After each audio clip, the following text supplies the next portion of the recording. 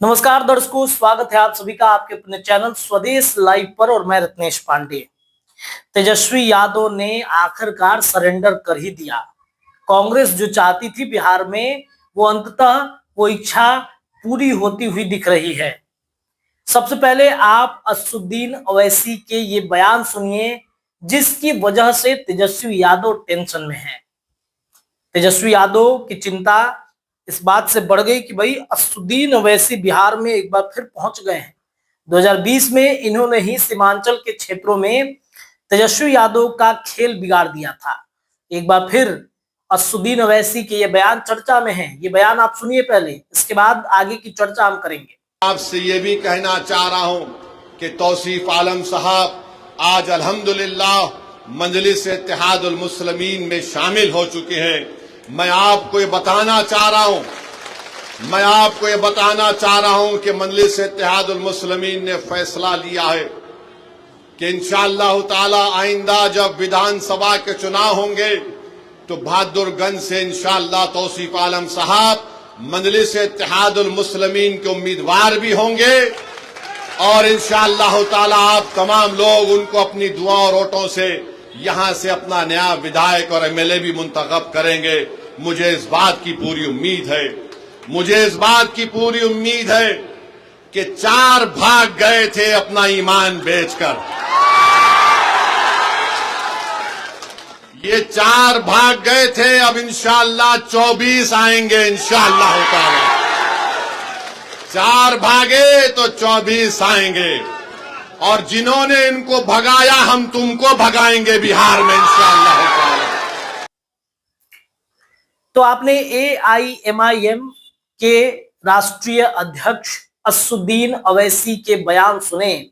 बिहार में सीमांचल के क्षेत्रों में मुसलमान वोट बैंक पर असदुद्दीन ओवैसी की निगाहें हैं और जब से वक्फ संशोधन विधेयक बिल पास हुआ है तब से मुसलमानों में एक नाराजगी महागठबंधन के नेताओं से तो बड़ी है, एनडीए के नेताओं से भी बड़ी है। खासतौर पे तेजस्वी यादव ने ज्यादातर वक्फ संशोधन विधेयक बिल पर देखा गया कि मुसलमान के साथ नहीं रहे, उनसे दूरी बना ली और इसका फायदा असदुद्दीन ओवैसी ने जमकर उठाया।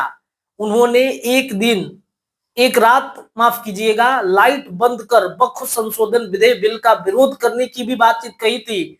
और कई क्षेत्रों में हमने देखा, न सिर्फ हैदराबाद बल्कि बिहार के कई मुसलमान क्षेत्रों में जहां पर मुस्लिम आबादी सबसे ज्यादा है, असदुद्दीन ओवैसी के बातों से वो इन्फ्लुएंस रखते हैं। उन्होंने वक्फ संशोधन विधेयक बिल पर अपनी जो विरोध थी वो जताई, लाइट ऑफ कर दिया, अंधेरे में कुछ घंटे रहे। सिर्फ और सिर्फ एक नेता जो हैदराबाद का नेता है, बिहार में मुसलमानों को एकजुट करना है, वो नेता के आह्वान पर बिहार में मुसलमान राजद को वोट करते हैं, राजद के कोर वोट बैंक है। बावजूद इसके तेजस्वी यादव उनके ऊपर ध्यान नहीं देते हैं। मुसलमान नेताओं को राजद आगे नहीं बढ़ाती है। ये दबे जुबान मुसलमान कहते भी हैं कि हम तो राजद के सबसे करीबी रहे, हम लालू प्रसाद यादव को वोट करते रहे, लेकिन तेजस्वी यादव ने हम पर ध्यान ही नहीं दिया। और आज जब महागठबंधन की तीसरी बैठक दिखी तो तेजस्वी यादव ने साफ तौर पे सरेंडर कर दिया कांग्रेस के सामने कि अब आप ही बचा सकते हैं।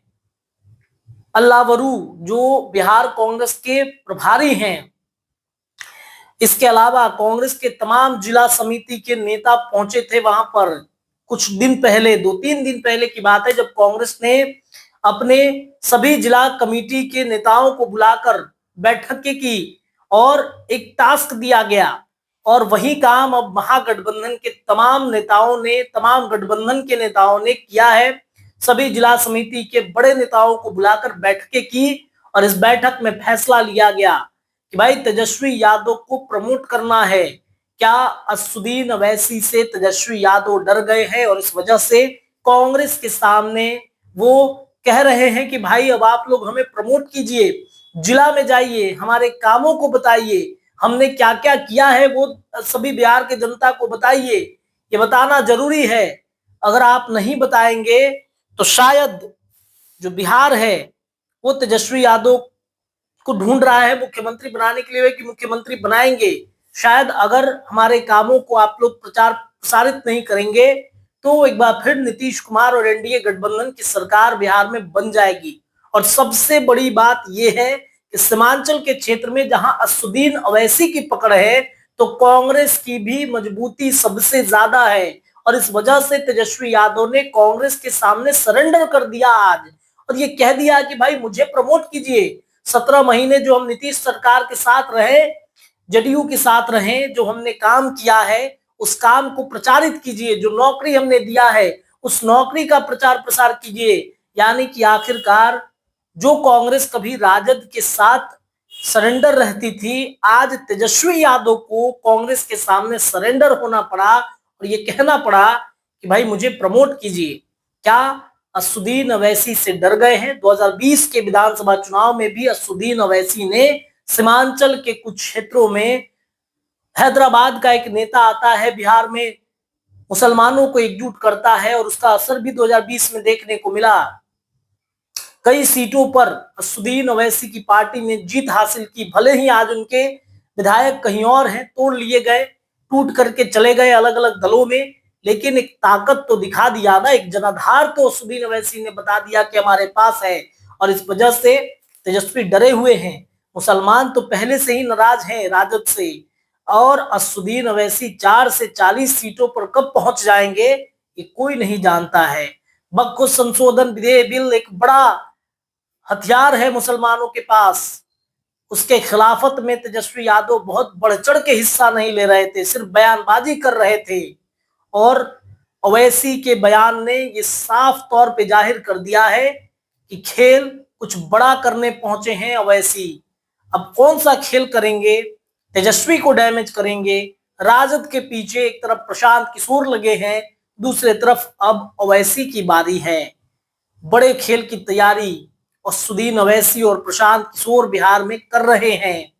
प्रशांत किशोर के भी बयान तेजस्वी यादव के ऊपर ही होते हैं, कटाक्ष तेजस्वी यादव पर ही होते हैं। अवैसी के भी बयान तेजस्वी यादव पर ही होते हैं। क्या बीजेपी का बैक सपोर्ट इन दोनों को मिल रहा है? और इस वजह से बिहार में विपक्ष की पार्टी को समाप्त करने की जिम्मेदारी बीजेपी ने अवैसी और प्रशांत किशोर को दिया है। इन सवालों का जवाब हम आपके ऊपर छोड़े चलते हैं। जुड़े रहिए स्वदेश लाइव के साथ। बहुत बहुत शुक्रिया।